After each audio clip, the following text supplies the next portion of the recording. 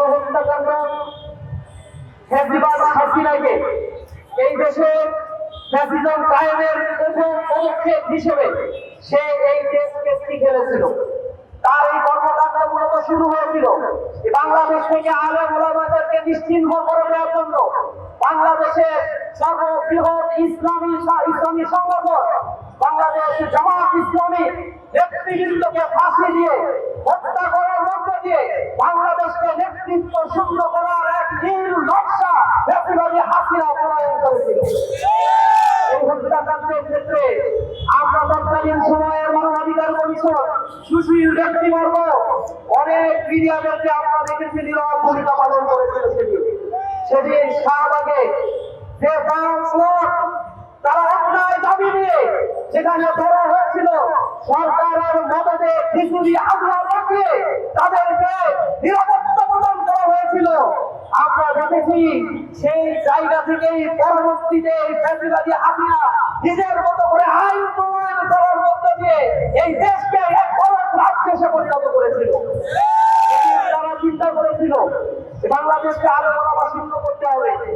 তখন আপনাদের জানা আছে তারা একটা ট্রাইব্যুনাল গঠন করেছিল, তথাকথিত আন্তর্জাতিক মানবাধিকার ট্রাইব্যুনাল, আন্তর্জাতিক অপরাধ ট্রাইব্যুনাল গঠন করা হয়েছিল। সেই অপরাধ ট্রাইব্যুনালে যাদেরকে বিচারক হিসেবে নিয়োগ দেওয়া হয়েছিল, নিজামুল হক অথবা ওবায়দুল হাসান অথবা যাদের চেয়ারম্যান করা হয়েছিল, তারা সবাই ছিল আওয়ামী দোসর, আওয়ামী লীগের নির্বাচিত একজন বিচারক, যারা সাধারণ তারা ঢাকা বিশ্ববিদ্যালয়ে চলাকালীন সময়ে ছাত্রলীগের রাজনীতির সাথে জড়িত ছিল।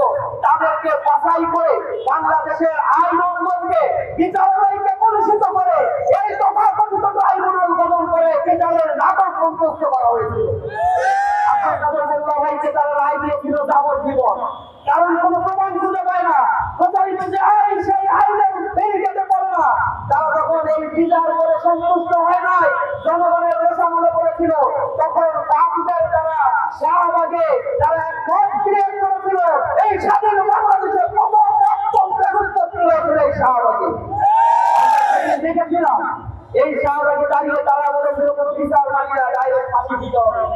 সেই ফাঁসির আবেদনের পরিপ্রেক্ষিতে সরকারের বড়পুষ্ট সকল মিডিয়াগুলোকে এখানে নিয়ে এসে খুলে চেপে বড় করে সেই ছোট্ট আন্দোলনকে দেখানো হয়েছিল। আমরা দেখেছি একটি বিচারে একটি আইনে বিচার করে রায় দেওয়ার পরে আবার সেই আইন পাল্টিয়ে যাওয়ার রায় দেওয়া হয়েছে। ইতিহাসে এক বিরল ঘটনা ঘটিয়ে আবার সেই মানুষকে ফাঁসির রায় দেওয়া হয়েছিল। অন্যায়ভাবে একের পর এক ফাঁসির কাষ্ট ঝুলানো হয়েছিল।